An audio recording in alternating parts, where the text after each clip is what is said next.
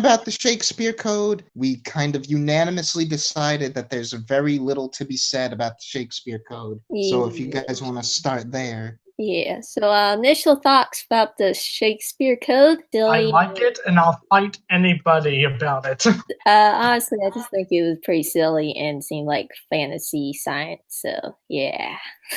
I mean, I don't have a problem with the more fantasy side. It's like science fantasy Mhm. episodes of this show. Like, I like episodes that can just be kind of silly and weird in concept, but the thing is, there's just not much going on with this one. Like, it's Yeah. written by Gareth Roberts, who's really hit and miss for me as far as Doctor Who episodes go. Like, he Mhm. did this, he did Unicorn and the Wasp, and The Lodger, and Closing Time, and The Caretaker are Mhm. all of his episodes for this show, I think. And of those, this and The Caretaker are probably the weakest. Did write the best Ninth Doctor novel, Only Human. I saw that in his writing credits. I haven't read that one yet. But yeah, see, my thing with this episode is just that as a unique element to it, in that we've got like the Carrionites who are pretty much just straight up witches. Don't get me wrong, that's cool. Okay, so my big thing about this episode is that you would think that the Doctor meeting Shakespeare would be a big deal if we just don't do anything with it. Like, Shakespeare in this episode could be anyone.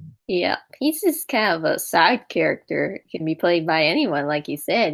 He doesn't really have any presence. They use him at the very end because words can. Harry Potter references. I think 2007 was the year the final Harry Potter book was going to come out. It was a big deal. Yeah, and keep in mind it was already like 2010 or 2011 before I'd watched this episode for the first time. Mhm. So even on a first viewing, that reference was really gratuitous. Mhm. And now, as time goes on, it only gets more and more so. Like, Harry Potter is still a cultural force and stuff. Imagine just being a Doctor Who fan who's not really into Harry Potter, and they get to that, and it's like, okay, what does Expelliarmus mean, and why should I care? It's like, don't hinge the resolution to your conflict on a in-joke or like on a reference gag. It's really lazy and weird. It kind of seems like something on CW show, to be honest. It does. I don't want to keep ragging on the CW because that's a thing that keeps happening in stuff that I talk about, but you're right.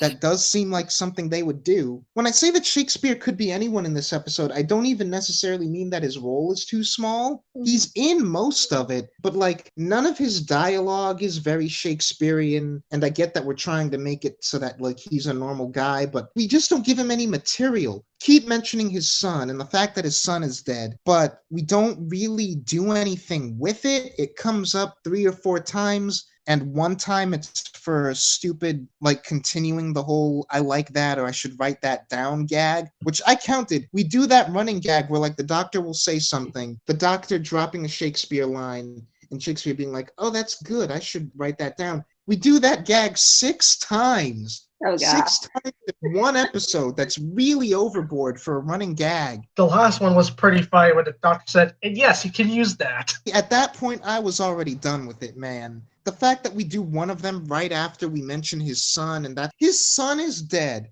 Like, that's not something that a lot of people know about or talk about with Shakespeare, the fact that he actually had a son whose death inspired Hamlet. Do something with that if you're going to bring it up, but we just keep mentioning it. Like, the Carrionites say, like, his grief over the fact that his son was dead is somehow what let them, like, across dimensions, or they mention something like Shakespeare's mind and his grief and his madness over losing his son is, like, help bridge them to the time and place that they are. Two-parter or a standard 4-part Doctor Who classic serial, that idea might have gone fleshed out a lot more. Actually, it would have definitely gone fleshed out a lot more because they would have had more time. See, that's the thing, though. I'm not someone who necessarily buys into the whole they just didn't have enough time argument, because I think that's cutting the writers too much slack for not doing the jobs right. Okay, Doctor Who's been on for a couple of years already. You understand how much time you have to tell one story. Work out how you're gonna do it. Past season 1 or past series 1, I don't think you have the excuse of not having enough time, because you know how much time you have going in. If the story you're trying to tell is gonna take more than one episode, tell a different story. Like, Or shrink it down to smaller scale. Something like Blink where there's only a handful of side characters. And see, like, depending on how you use it, 45 to 50 minutes is a long time. You can get a lot done, and I just feel like our time is wasted. It's not that we don't have enough time. It's that this episode is using its time on all the wrong things. So instead of making Shakespeare really compelling and doing like, hey, this is the Doctor meeting freaking Shakespeare, the greatest writer of all time. Let's have this episode be about like, what is it that makes Shakespeare's writing unique and what makes his words so compelling? What makes the person so compelling? Like what we did with Charles Dickens back in series 1. We skipped over that episode. The three of us together didn't talk about that one, so I haven't had cause to rewatch that in a long time.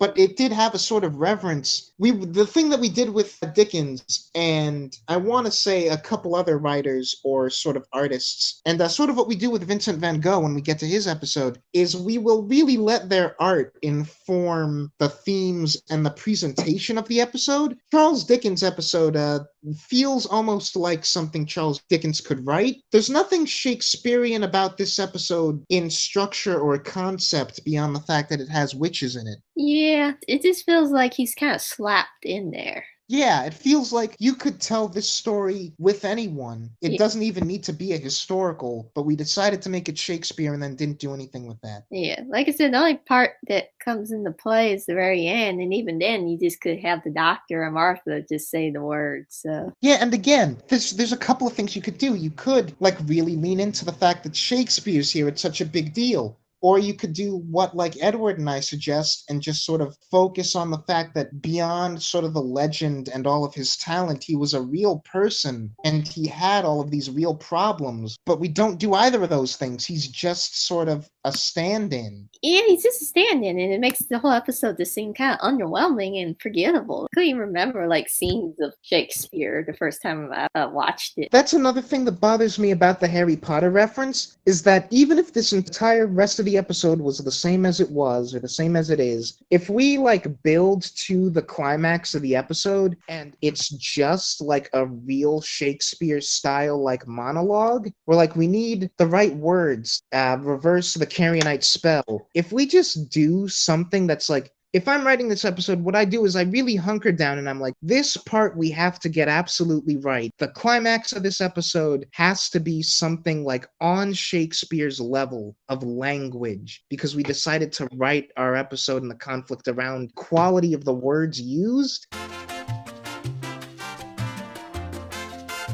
And it's just kind of a bunch of nonsense. And if I was writing it, I would have added an epilogue scene where they changed history by inspiring Shakespeare to write Harry Potter. That would be going a bit too far. There's a fan fiction of that, don't worry. But still, he just says a bunch of random words and then just makes a Harry Potter reference and then it ends. I could have saved the day by yelling, blah, blah, bubblegum soda. Pretty much. And it's not even that they're random, because it's just that there's no power to it. Again, it just feels like anyone could have written this. There's no build-up. There's no grand payoff. It's just rushed. I don't know. Maybe it's just the writer in me that's a real stickler for this and like refuses to let it go. But if you're going to write an episode of your show with Shakespeare in it, with special attention paid to the fact that he always chooses the perfect words, you really got to try to live up to that for at least one scene, and it feels like they didn't try. Basically, what we can just say about this episode, it just felt like they didn't really try that hard. The Carrionites themselves aren't really the most interesting villains either. Annoying line Dr. says, Rose would know what to do. No, she wouldn't, because she was dumb as a brick.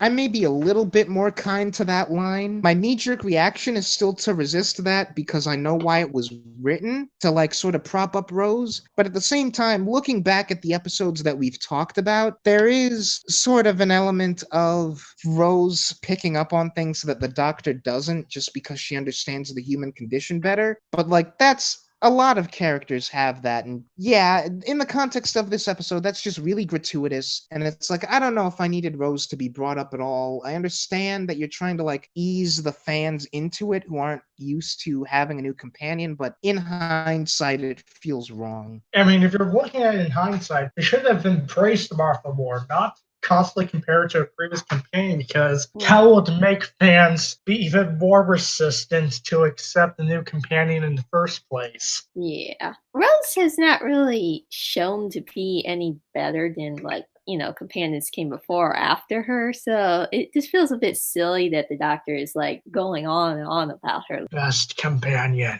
Being completely fair, in this episode, he doesn't take it that far. We'll see if maybe he's a bit more on the nose about it later, but in this episode, he just says, there's something that I'm missing, there's something that I can't see, it's right in front of my face. Rose would get this. I understand from a character perspective why he says that. Just as someone who doesn't like Rose already, it rings false. And it just seems more annoying than anything. Like I said, it just feels more like they're trying to romanticize her, make her be a bigger deal than she is. He's the only smart one. I know he's not going that far, but it just feels like the writers are trying to get that little bit of Rose is great. Isn't she great? Yeah. All I'm going to say is the witches in this are really poor enemies. Too. Yeah. Bits with Elizabeth I was funny though. That was the only good part, and only because of what happens later on, though. And to me, it was very lazy for them to say, "Oh, it's not magic; it's just science we haven't discovered yet." It's not magic; it's just magic. We'll probably have cause to talk about this more later, but I don't agree with you there, Lucy. But yeah, I don't want to get too deep into that because I mainly just want to move on. But that's interesting. We'll have more discussions about that as it goes along.